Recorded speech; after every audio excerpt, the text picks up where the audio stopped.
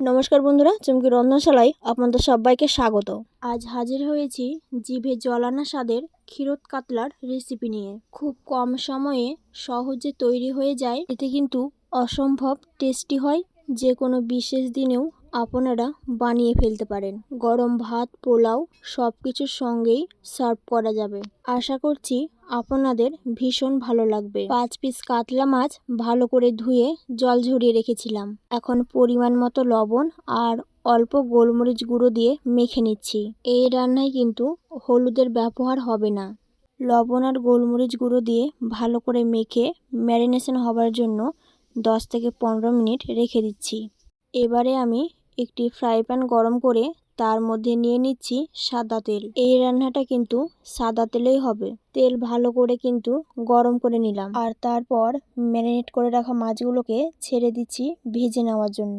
সমস্ত মাছগুলোকে ছেড়ে দেওয়ার পর কিছুটা সময় অপেক্ষা করেছি। নিচ থেকে সুন্দর একটা লালচে রং ধরলে এখন মাছের পিসগুলো পাল্টে দিচ্ছি।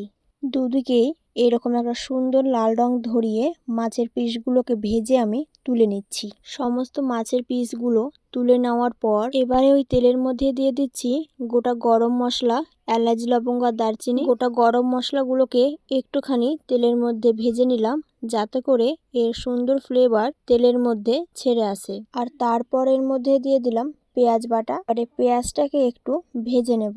পেঁয়াজটাকে 2-3 মিনিট ভেজে নেওয়ার পর এর মধ্যে দিয়ে দিচ্ছি আদা রসুন বাটা। এবারে আদা রসুনের কাঁচা গন্ধ চলে যাওয়া পর্যন্ত মশলাটাকে খুব ভালো করে ভেজে নিতে হবে। আদা রসুনের কাঁচা গন্ধ চলে গেছে। এবারে এর মধ্যে দিয়ে দিচ্ছি টমেটো কুচি, দিয়ে দিচ্ছি স্বাদ মতো নুন। টমেটোটা দেওয়ার পর 3 থেকে 4 মিনিট সমস্ত কিছুর সাথে একটু কষিয়ে নেব। আমি সমস্ত কিছুর সাথে 3 থেকে 4 মিনিট খুব ভালো করে কষিয়ে নিয়েছি। এবার এর মধ্যে দিয়ে দিচ্ছি 1 চামচ পরিমাণে জিরে গুঁড়ো, 1 চামচ পরিমাণে ধনে গুঁড়ো আর 1 চামচ পরিমাণে লঙ্কা গুঁড়ো। জিরে গুঁড়ো, ধনে গুঁড়ো, লঙ্কা গুঁড়ো দিয়ে মশলাটাকে খুব ভালো করে কষিয়ে নেব। আর ততক্ষণে আমরা দুধের মধ্যে 1 চামচ ময়দা খুব ভালো করে মিশিয়ে নেব।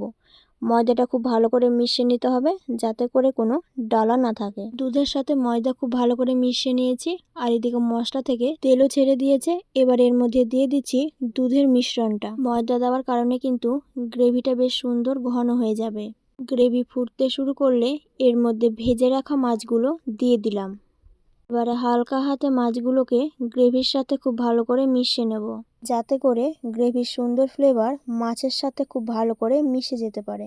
দেখুন, উল্টে পাল্টে মাছগুলোকে গ্রেভির সঙ্গে খুব ভালো করে মিশিয়ে নিয়েছি। এবার এর মধ্যে দিয়ে দিচ্ছি চেরা কাঁচা লঙ্কা। দেখুন, সুন্দর গ্রেভি ঘন হয়ে গেছে, তার মানে আমাদের রান্না প্রায় কমপ্লিট। এবার এর মধ্যে দিয়ে দিচ্ছি 1 চামচ পরিমাণে ঘি।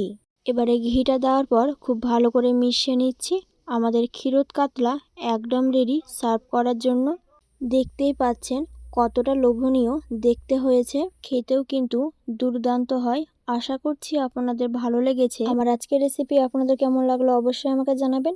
ভালো লাগলে লাইক ও শেয়ার করার অনুরোধ রইল। আমার চ্যানেলে নতুন বন্ধু হয়ে থাকলে চ্যানেলটি সাবস্ক্রাইব করে নেওয়ার অনুরোধ রইল। পাশে থাকা বেল আইকনটা অবশ্যই প্রেস করে দেবেন, কারণ আমি চ্যানেলে যখনই কোনো নতুন রেসিপি শেয়ার করব নোটিফিকেশন আপনাদের কাছে পৌঁছে যাবে। আজকের মতন এই পর্যন্ত। আবারও হাজির হয়ে যাব নতুন কোনো রেসিপি নিয়ে। ভালো থাকবেন, সুস্থ থাকবেন। ধন্যবাদ।